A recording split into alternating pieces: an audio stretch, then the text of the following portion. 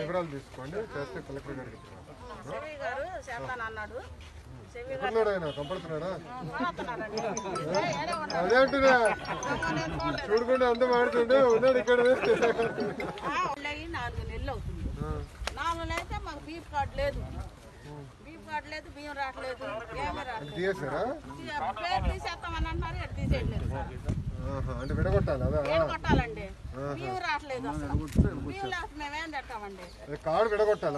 విడగొట్టాలి. మా ఆయనకేమో మరి నా వయసు మా ఆయనకు పోయింది, ఆయన వయసే నాకు వచ్చింది.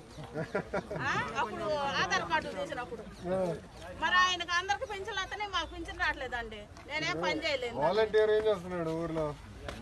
ఎవరు నాగమణి అన్నీ ఉందండి. ఆ అమ్మాయి ఎరగొట్టానంతా అంటాను. రాలా కలెక్టర్ గారిని